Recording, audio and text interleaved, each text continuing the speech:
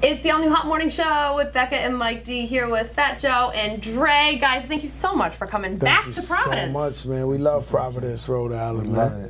I brought my brother Dre with me. I told him, yo, Dre, we got to touch the people. We got to go up there to Providence, you know? And we out here. PVD City. PVD. I wonder if your ears were ringing last month. We had Spike Lee on the show with us, and we were talking about She's Gotta Have It on Netflix. He told us a great story about how you guys didn't really know each other, and then you ended up sitting next to each other on a flight. On the plane. Yeah. JetBlue, cross country. At first you guys were kind of like, we're both tired. Yeah, we were trying to, that's the flight you take to sleep. Right. So that you get to LA and work all day. But me and Spike started talking for like 6 hours straight. He was like, Joe, so the crack epidemic in the Bronx. Oh, he's like, hey, well, you know, it's kind of like what happened in Brooklyn. People selling their TVs, right. You know. So we just kept going back and forth. And then the next day he called me up and said, yo, I want you to try out for this series. And, you know, I took it serious. I took the tryout serious. Once I got the part, you know, I ain't talked to none of my friends in like a week. I locked myself up in a small hotel in Manhattan and just kept rehearsing. I took it serious, and because of that role right there, I got a part in a movie with Kevin Hart and Tiffany Haddish. No way. Yeah, a movie coming out in like about 6 months. It's called Night School. Okay. So, you know, I'm really proud about that. You know, Spike, I tell him all the time, he saved my life. You know, gangsters get shot, or the rappers get shot, or they get old school or something. I got turned into an actor. You know what I'm saying? A natural That's career where progression. I'm at with it. That's a career progression. It's true. I got to do it.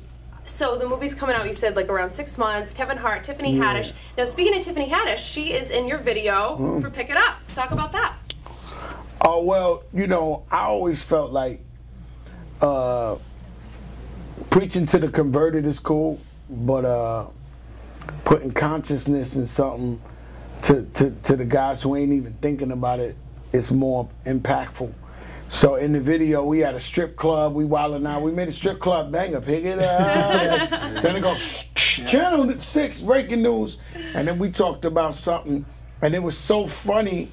The reason why it's funny is because it really ain't funny. Right.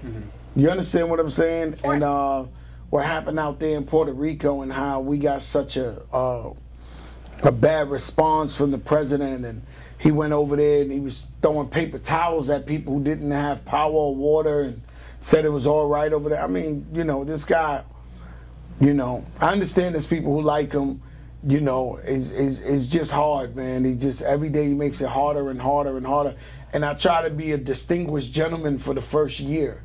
You know what I mean? Well, you gave it a year. Yeah. Hey, I gave it a year. You gave it some time. You gave it a window. I gave it a year. A lot of people did, and it just kept going and going and going and going and going. And he started talking about Haiti and Africa and then, and every day is something new. So, you know, that's how I feel, man. And we know how you feel, obviously, on the first line of the song, picking up your first verse. You come right out with it. Trump, man. Yeah, that's it.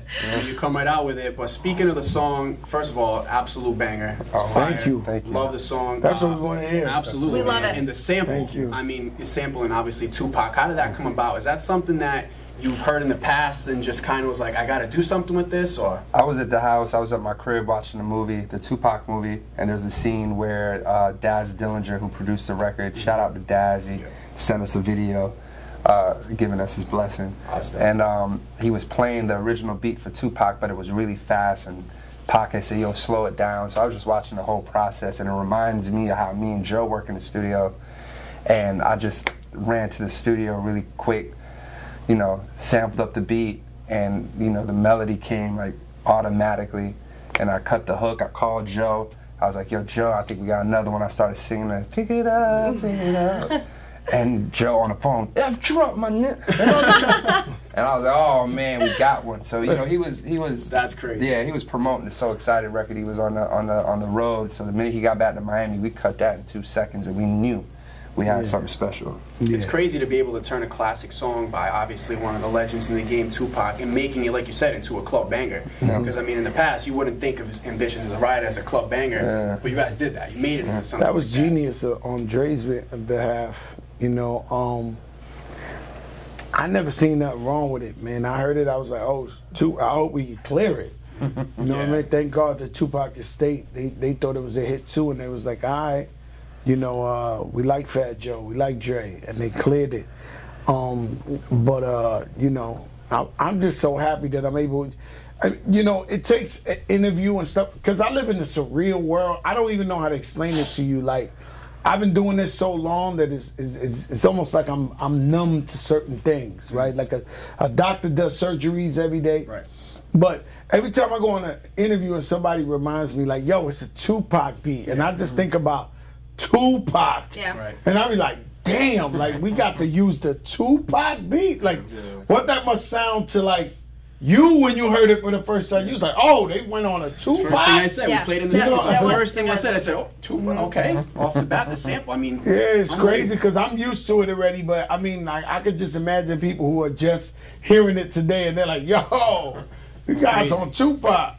It's crazy. We mentioned a little while ago career progression, right? Now we have Dre, who was is a producer, and now you're a full-on artist. What has that transition been like for you? It's been great. It's been really easy because, you know, I'm making music with someone I'm really close to, and this is a voice that, you know, we've been used to hearing for the past 15, 20 years on the radio.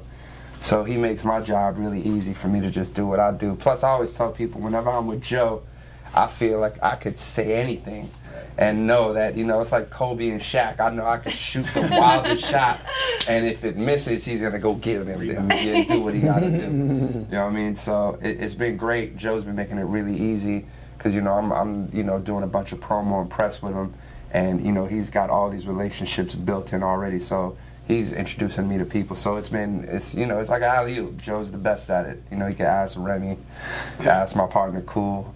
You know, we're used to Joe Crack giving us the alley-oop. And is that something that you've always kind of had in the back of your mind? Because, you know, obviously as a producer, right, I think I read somewhere you reference tracks. You do reference tracks as All well. the time. So is that something that you kind of always wanted to make that next jump?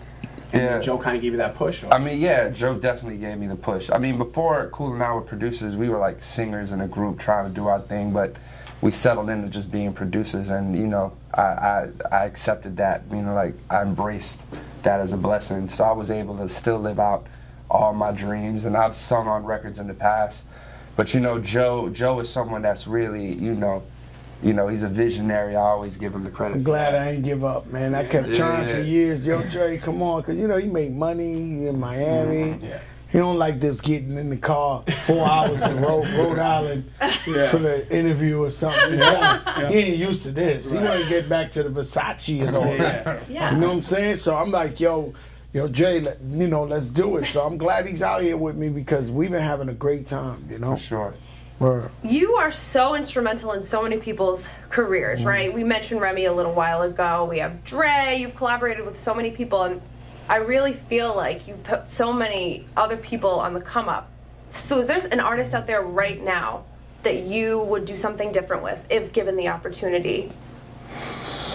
I don't know if I would do something different. I just, you know, I train my ears to make hits. You know, I ain't have options like everybody else.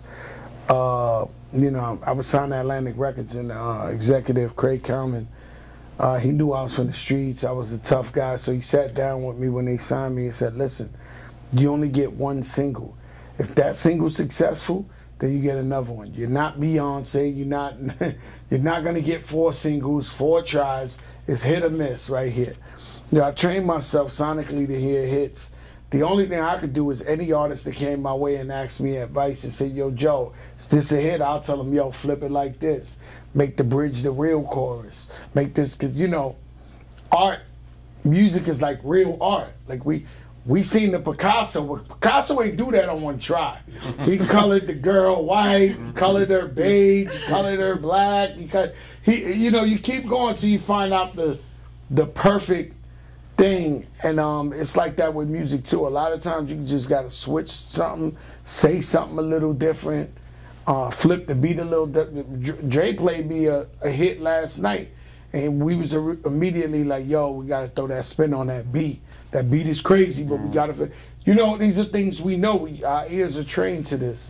And after being in the game for so long, I feel like hip hop more than any genre has changed. As it adapts constantly. Every couple of years, it's cyclical. Something comes in new. How do you stay at the top? I mean, Lean Back came out. I was in middle school, and now last year, 2 years. Flojo came out. You probably wasn't born, man. But I'm talking like crazy. that was the biggest song, and now you have All the Way Up. You have So Excited. We got Pick It Up. Pick It Up. So now it's like, how do you continue to do that every time? You have a wife mad at you. Happy wife, happy life. Really mad at you because you're in Providence, Rhode Island, and you ain't picking up the baby with her in Miami. Right. You know what I'm saying? So I mean, I gave my life to this music, to this art form. For me, music comes first, man, and I really give my life to this, man, and boy, it's something I love to do, man. It was a dream come true. I love it. I don't know how I'm gonna stop. I guess sooner or later. I talk about it in the album. I'm thinking about retiring my jersey, putting 2 in the Raptors, knowing that it'll hurt me. You know what I mean? Because I still got it. I get mad at other rappers that quit early, man. Like, they got it. Like, don't let nobody count you out of your legacy, your destiny. You know what I mean? Like, I go in the studio and some guys are working on a song, I immediately turn it into a hit. I be like, yo, flip it like that. All right, good. All right, cool. None of my business. I've been walking through the studio, somebody like, hey, do it like that. Yo, do it like, it's because it's what I love to do. It's what I was born to do. So it's gonna be hard when you get that telegraph. Yo, Fat Joe says it's quits. Not after these 3 number ones we dropped and starting with Pick It Up. This album is crazy. The next single's number 1, and the next single after that's number 1. Crazy. It's really crazy. We made a couple of hits on this album, like big hits.